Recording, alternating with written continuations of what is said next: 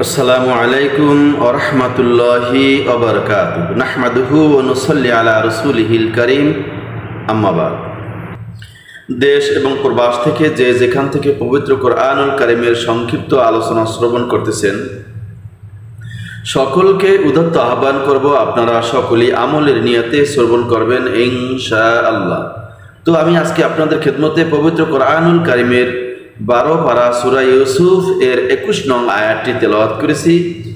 আল্লাহ সুবহানাহু ওয়া তাআলা অত্র আয়াতের মধ্যে হযরত ইউসুফ আলাইহিস সালামকে অন্ধকার কূপ থেকে নাজাত দেওয়ার পর, উদ্ধার হওয়ার পরে যখন কাফেলা মিশরে নিয়ে যান এবং সেখানে গোলাম হিসেবে বিক্রি করেন, যিনি হযরত ইউসুফ আলাইহিস সালামকে গোলাম হিসেবে ক্রয় করেছিলেন সে সম্পর্কে অত্র আয়াতের মধ্যে বর্ণনা দেওয়া হয়েছে। আল্লাহ সুবহানাহু ওয়া তাআলা অত্র আয়াতের মধ্যে বলেন, وَقَالَ الَّذِي اشْتَرَاهُ مِنْ مِصْرَ امْرَأَتِهِ,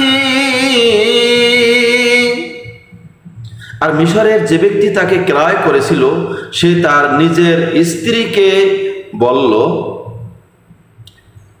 আকরিমি মাসওয়া, একে সম্মানের সাথে থাকার ব্যবস্থা করো। আসা আইয়ানফা'না, সম্ভবত সে আমাদের উপকারে আসবে, অর্থাৎ পরবর্তীতে আমাদের উপকারে আসবে। আও নাত্তাখিযাহু ওয়ালাদা, অথবা আমরা তাকে সন্তান হিসেবেও গ্রহণ করতে পারি। আমার প্রিয় ভাইরা, এখন তো বুঝতে পেরেছেন আল্লাহ রাব্বুল আলামিন যাকে পয়গম্বর হিসাবে নির্বাচিত করবেন তার সম্মান মর্যাদা কত উচ্চাঙ্গের। যিনি মিশরের যিনি ক্রয় করেছিলেন তিনি ছিল আজিজে মিশর, অর্থাৎ মিশরের অর্থমন্ত্রী ছিলেন। সে ক্রয় করে সেই রাজকীয়ভাবে সেখানে লালিত পালিত হলেন। আল্লাহ তাআলা বলেন, ওয়াকাযালিকা মাক্কান্না লিইউসুফা ফিল আরদ, আল্লাহ রাব্বুল আলামিন বলেন এমনিভাবে আমি ইউসুফকে মিশরের শহরে প্রতিষ্ঠিত করলাম।